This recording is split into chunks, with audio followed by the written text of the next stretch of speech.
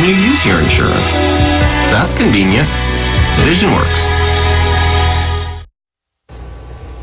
Well, sleet and some snow already starting to fall in some areas. And the chance for that heavy snow, it is coming. Chief Meteorologist Glenn Burns live in Severe Weather Center 2. Craig, that is going to be during the overnight hours where we see the very heavy snowfall across parts of northern Georgia. Right now, dealing with a little light snow, some flurries from Blairsville where it's 29 degrees. Down the road into northern Cherokee and Bartow County where it changes into a little wintry mix of rain, sleet, and freezing rain. I do want to caution you that we do expect some ice accumulations in and around the metro area tonight on area roads. I don't care if you have a 4-wheel vehicle, an 8-wheel, 16-wheel. You're not going to run on ice. You just cannot do that. You cannot get any traction. So I want you to realize that when you try to head out tonight, be a good night to stay inside. And we're watching us, and we're looking to get some snow here in northern Alabama as well. So my forecast for tonight, during the overnight hours, 9 p.m., snow showers will be around 31 degrees. And then by midnight, we're looking at 30 degrees. So we go sub-freezing and stay there for a long duration with snow showers continuing. But as we get toward 5 a.m., isolated snow showers or flurries, they'll really start to wane down. So it's the overnight hours where we get the most significant snow, tapering off by tomorrow morning. We're getting some new information right now. We'll have another check of Storm Tracker 2 HD radar and some road sensor temperature coming up in just a few minutes.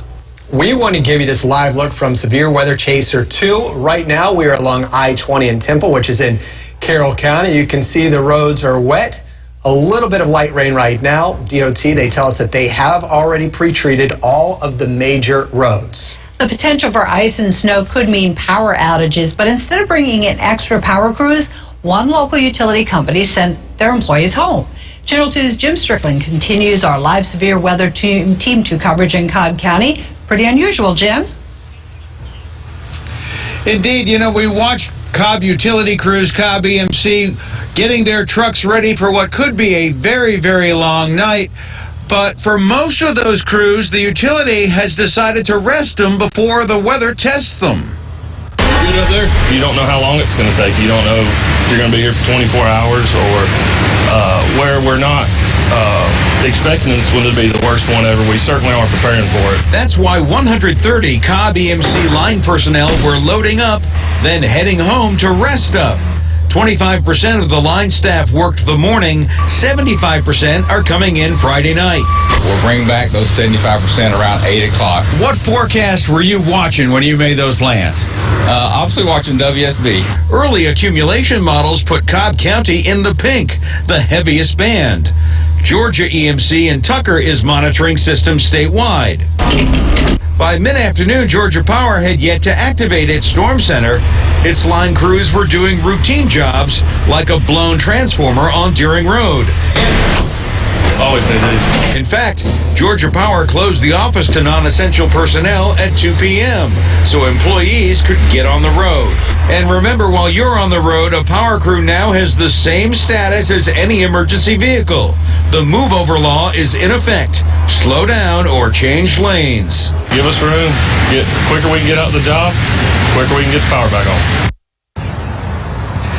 Now, of course, utilities statewide are hoping for more snow than ice because it's lighter and not nearly as damaging as that ice because it doesn't tend to bring down the limbs onto the lines quite as quickly or as heavily. One other thing, always take caution if you see a line down, whether you see sparks or not, don't get anywhere near it. Alert your local power company. Reporting live, Cobb County, Marietta, Jim Strickland, Channel 2 Action News.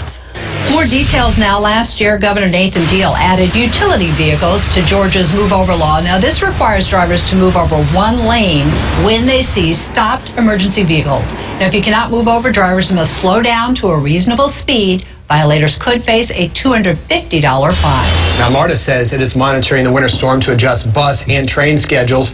Right now, the transit system says it is running on the regular weekday schedules. MARTA says it will continue to monitor weather conditions and adjust their schedules as needed.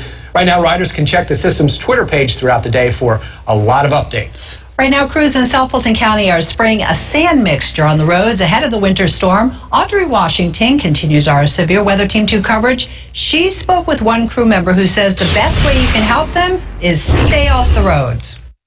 And this is where crews here in South Fulton County loaded up. If you look right here, you can see they're using a sand mixture for the roads, which are expected to be quite slippery as the storm moves in.